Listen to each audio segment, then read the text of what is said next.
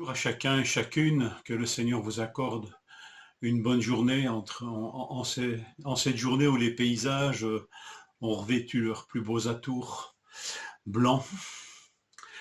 Soyez prudents sur les routes, que le Seigneur vous garde aussi en cette journée. J'aimerais lire avec vous le dernier verset d'Apocalypse 3, les deux derniers versets, verset 21. Apocalypse 3, 21, le vainqueur, je le ferai asseoir avec moi sur mon trône, tout comme moi aussi j'ai vaincu, et je me suis assis avec mon Père sur son trône. Que celui qui a des oreilles écoute ce que l'Esprit dit aux églises. Vous avez remarqué que cette dernière phrase, cette dernière expression rythme vraiment Apocalypse 2 et 3. À la fin de chacune des interpellations adressées aux églises, il y a cette exhortation, cette invitation que celui qui a des oreilles écoute ce que l'Esprit dit aux églises. Béni sois-tu, Seigneur, de ce que tu parles encore aux églises. Mais ici, chacun est invité à écouter ce que l'Esprit dit aux églises au pluriel. Donc chacun de ces messages nous concerne. Et ici, vous avez remarqué aussi que chacune des lettres adressées aux 7 églises se termine aussi par une bénédiction. Une bénédiction qui, vous allez le remarquer quand vous lirez la suite du livre, est mentionnée quelque part dans le développement ou dans la fin du livre de l'Apocalypse. Donc c'est évident que l'Apocalypse forme un tout et que l'interpellation aux églises ne s'arrête pas à la fin du chapitre 3.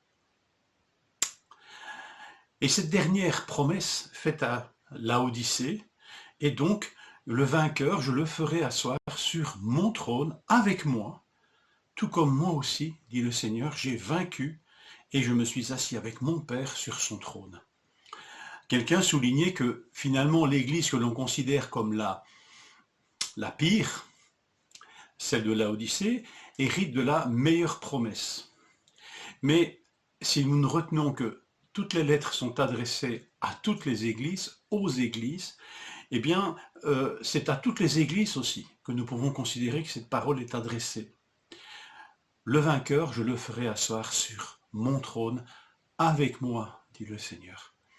Le thème du trône, appelé à régner. Nous, Seigneur, les humains, des hommes pécheurs imparfaits, comme ces 7 lettres aux églises nous le mentionnent, eh bien oui, c'est là notre destinée. Mais de régner avec moi, dit le Seigneur, comme moi, je suis assis sur le trône de mon Père avec lui. Et vous allez voir que tout cela est cohérent et connecté. Parce que le chapitre suivant, vous allez rencontrer celui qui est assis sur le trône, au ciel. Et vous voyez vraiment que le livre de l'Apocalypse est très lié, très connecté, très structuré. Alors, retenons sans doute que le Seigneur aime bénir son peuple et que notre destinée est liée au sien, à sa destinée, à la sienne. Nous sommes appelés à régner avec lui, à nous asseoir avec lui sur son trône. Alors, retenez bien cette idée, retenez ces bénédictions adressées aux différentes églises. Vous allez les retrouver au cours de la lecture qui suivra. Mais demain déjà, pour ce qui est du trône, nous y serons confrontés à celui qui est assis sur ce trône. Et combien nous avons besoin de savoir qui règne sur ce monde. Mes frères, mes sœurs, nous sommes des gens qui sont dans ce monde et nous avons souvent l'impression que celui qui règne, c'est l'homme. Ce sont nos dirigeants, ce sont les grands de ce monde. Eh bien, vous êtes appelés, vous, disciples de Christ, aussi humbles que vous soyez, à régner avec Christ. Mais vous allez voir, dès demain, celui qui règne et qui nous accorde ses promesses.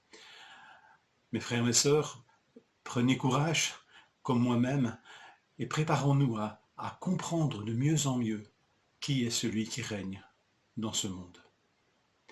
Et combien est grande notre espérance et devraient être grandes nos attentes par rapport à celui qui règne. Parce que ce règne, il le partage. Et vous êtes de ceux et de celles qui êtes appelés à le partager. Que le Seigneur vous bénisse et vous fortifie. Nous ne sommes pas des mégalomanes, parce que le Seigneur élève les humbles. Que le Seigneur vous encourage dans toute cette journée.